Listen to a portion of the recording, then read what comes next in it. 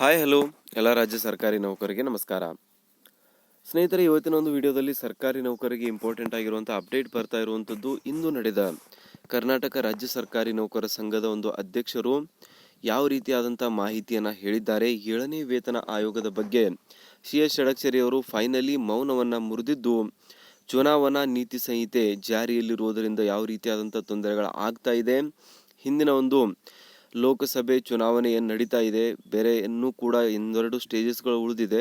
ಆದರೆ ಕರ್ನಾಟಕದಲ್ಲಿ ಮಾತ್ರ ಈ ಒಂದು ಚುನಾವಣೆ ಸಂಪೂರ್ಣವಾಗಿ ಮುಗಿದೋಗಿದೆ.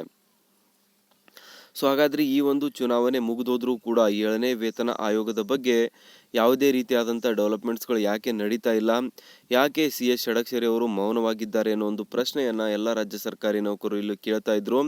ಅದಕ್ಕೆ ಫೈನಲ್ ಆಗಿ ಮೊನ್ನೆ ನಡೀತಾ ಇರುವಂತ ಒಂದು ಕರ್ನಾಟಕ ರಾಜ್ಯ ಸರ್ಕಾರಿ ನೌಕರ ಸಂಘದ ಒಂದು ಸಭೆಯಲ್ಲಿ CS ಷಡಕ್ಷರಿ ಅವರು ಅದ್ರ ಬಗ್ಗೆ ಮಾತನಾಡಿ ಎಲ್ಲ ಒಂದು ನೌಕರ ಏನು ಡೌಟ್ಸ್ಗಳಿದೆ ಅದನ್ನ ಕ್ಲಿಯರಿಫೈ ಮಾಡಿದ್ದಾರೆ. ಸೊ ನಮಗೆಲ್ಲರಿಗೂ ಗೊತ್ತು, ಚುನಾವಣಾ ನೀತಿ ಸಂಹಿತೆಗಿಂತ ಮುಂಚೆ ಒಂದು ಬೃಹತ್ ಆಗಿರುವಂಥ ಸಮ್ಮೇಳನವನ್ನ ಆಯೋಜಿಸಲಾಗಿತ್ತು.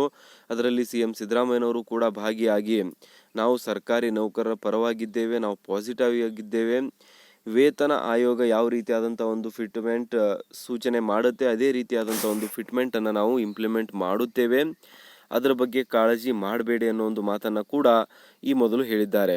ಸೊ ಅದಾದ ನಂತರ ಒಂದೇ ಒಂದು ದಿನದಲ್ಲಿ ವರದಿಯನ್ನ ಸರ್ಕಾರಕ್ಕೆ ಸಲ್ಲಿಕೆ ಮಾಡಲಾಗುತ್ತೆ. ಆ್ಯಂಡ್ ಇವಾಗ ಆ ಒಂದು 7ನೇ ವೇತನ ಆಯೋಗ ಏನು ಸುಧಾಕರ್ ರಾವ್ ಅವರ ಅಧ್ಯಕ್ಷತೆಯಲ್ಲಿ ಕ್ರಿಯೇಟ್ ಮಾಡಲಾಗಿದೆ, ಅದನ್ನ ಬರಖಾಸ್ತು ಅಂದರೆ ರದ್ದು ಕೂಡ ಮಾಡಲಾಗಿದ್ದು ಅದರ ಒಂದು ಕೆಲಸ ಕಾರ್ಯಗಳು ಸಂಪೂರ್ಣವಾಗಿವೆ. ಸೊ ಇವಾಗ ಉಳಿದಿರುವಂಥದ್ದು ಇಷ್ಟೇನೆ, 7ನೇ ವೇತನ ಆಯೋಗದ ಕಡೆಯಿಂದ ಪಡೆದಿರುವಂತಹ ವರದಿಯನ್ನ ಕರ್ನಾಟಕದ ಆರ್ಥಿಕ ಇಲಾಖೆಗೆ ಸಲ್ಲಿಕೆ ಮಾಡಬೇಕು. ಆರ್ಥಿಕ ಇಲಾಖೆ ಅದನ್ನ ಪರಿಶೀಲನೆ ಮಾಡಿ ಒಂದು ಸೂಕ್ತವಾಗಿರುವಂತಹ ಫಿಟ್ಮೆಂಟ್ ಅನ್ನ ಸರ್ಕಾರಕ್ಕೆ ಇಂಟರ್ನ್ ಒಂದು ಪ್ರಪೋಸ್ ಮಾಡುತ್ತೆ. ಸೊ ಆ ಒಂದು ಪ್ರಪೋಸ್ ಮಾಡಿದ ಮೇಲೆ ಸರ್ಕಾರ ಅದನ್ನ ಒಂದು ಸಚಿವ ಸಂಪುಟ ಸಭೆಯಲ್ಲಿ ಮಂಡಿಸುವ ಮುಖಾಂತರ ಅದನ್ನ ಪಾಸ್ ಮಾಡಿಸ್ಬೇಕು, ಅದನ್ನ ಬಿಲ್ಲನ್ನು ಪಾಸ್ ಮಾಡಿಸ್ಬೇಕು.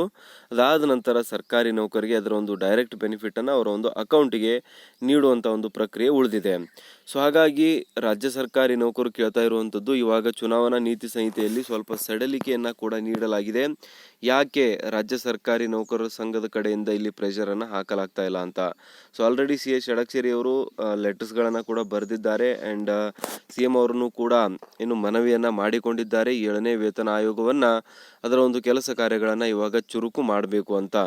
ಅಂಡ್ ಸೂತ್ರಗಳ ಪ್ರಕಾರ ಜೂನ್ 4ರಂದು ಏನು ಚುನಾವಣಾ ನೀತಿ ಸಂಹಿತೆ ಅಂತ್ಯ ಆಗಲಿದೆ. ಅದಾದ ತಕ್ಷಣ 7ನೇ ವೇತನ ಆಯೋಗದ ಬಗ್ಗೆ ಸರ್ಕಾರ ಸಂಪೂರ್ಣವಾಗಿ ಗಮನ ಹರಿಸಲಿದ್ದು, ಆಲ್ರೆಡಿ ಆರ್ಥಿಕ ಇಲಾಖೆಗೆ ರಿಪೋರ್ಟ್ ಅನ್ನು ಕಳಿಸಲಾಗಿದೆ, ಅದರ ಒಂದು ಪರಿಶೀಲನೆ ಕೂಡ ಕಂಪ್ಲೀಟ್ ಆಗಿದೆ. ಚುನಾವಣಾ ನೀತಿ ಸಂಹಿತೆ ಜಾರಿಯಲ್ಲಿರುವುದರಿಂದ ಅವರ ಒಂದು ಫಿಟ್ಮೆಂಟ್ ಅನ್ನು ಅಫಿಷಿಯಲ್ ಆಗಿ ಅವರು ಅನೌನ್ಸ್ ಮಾಡ್ತಾ ಇಲ್ಲ.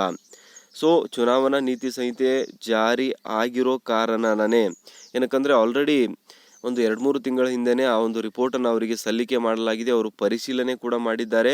ಅಂಡ್ ಸೂತ್ರಗಳ ಪ್ರಕಾರ ಎಲ್ಲೋ ಒಂದ್ ಕಡೆ 25% ಫಿಟ್ಮೆಂಟ್ಗೆ ಅವರು ಒಪ್ಪಿಗೆಯನ್ನ ನೀಡ್ತಿದ್ದಾರೆ ಅನ್ನೋ ಒಂದು ಮಾತನ್ನ ಕೂಡ ಹೇಳಲಾಗ್ತಾ ಇದೆ. ಅಂದ್ರೆ ನಾವು ಎಲೆಕ್ಷನ್ಗಿಂತ ಮುಂಚೆ ಎಲ್ಲ 40-45% ಅಂತ CS ಷಡಕ್ಷರಿ ಅವರು ಕೇಳ್ತಾ ಇದ್ರು. ಅದು ಒಂದು ಚುನಾವಣಾ ನೀತಿ ಸಂಹಿತೆ ನಂತರ ಬಂದಿರುವಂತಹ ರಿಪೋರ್ಟ್ ಅಲ್ಲಿ ಅಂದ್ರೆ CS ಷಡಕ್ಷರಿ ಅವರು ಕೇಳಿರುವಂತಹ ಒಂದು ಫಿಟ್ಮೆಂಟ್ಗೂ ಮತ್ತು ಏನು ವೇತನ ಆಯೋಗ ಪ್ರಪೋಸ್ ಮಾಡಿದೆ ದಟ್ ಈಸ್ 27.5%, ಇದರಲ್ಲಿ ಅಜಗಜಾಂತರ ವ್ಯತ್ಯಾಸವಾಯಿತು.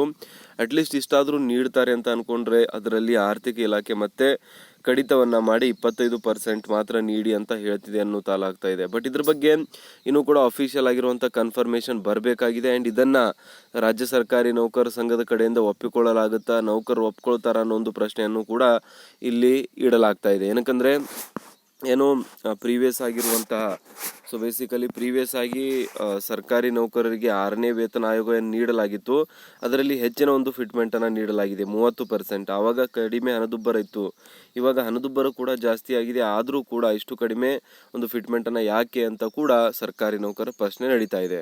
ಸೊ ಇದರ ಬಗ್ಗೆ CS ಷಡಕ್ಷರಿ ಅವರು ಯಾವ ರೀತಿಯಾದಂತಹ ಒಂದು ಪ್ರತಿಕ್ರಿಯೆಯನ್ನ ನೀಡ್ತಾರೆ ಇನ್ನು ಮುಂದಿನ ದಿನಗಳಲ್ಲಿ ಅಂತ ನೋಡಲಾಗ್ತಾ ಇದೆ.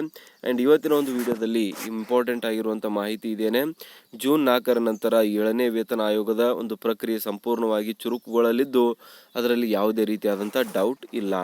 ಸೊ ದಯವಿಟ್ಟು ನಿಮ್ಮ ಒಂದು ಅನಿಸಿಕೆಗಳನ್ನು ಕಮೆಂಟ್ ಬಾಕ್ಸಲ್ಲಿ ತಿಳಿಸಿ. ಯಾವ ರೀತಿಯಾದಂಥ ಒಂದು ಸ್ಟೆಪ್ಸನ್ನು CS ಷಡಕ್ಷರಿ ಅವರು ತೆಗೆದುಕೊಳ್ಬೇಕು. ಯಾಕಂದರೆ ಸರ್ಕಾರ ಇದೇ ರೀತಿಯಾಗಿ ಪದೇ ಪದೇ ಡಿಲೇ ಮಾಡ್ತಾ ಹೋದರೆ ಸರ್ಕಾರಿ ನೌಕರಿಗೆ ಆಲ್ರೆಡಿ 3 ವರ್ಷಗಳಿಂದ ಇದು ಡಿಲೇ ಆಗಿದೆ, ಇನ್ನೂ ಕೂಡ ಡಿಲೇ ಆಗುವಂಥ ಚಾನ್ಸಸ್ ಇದೆ.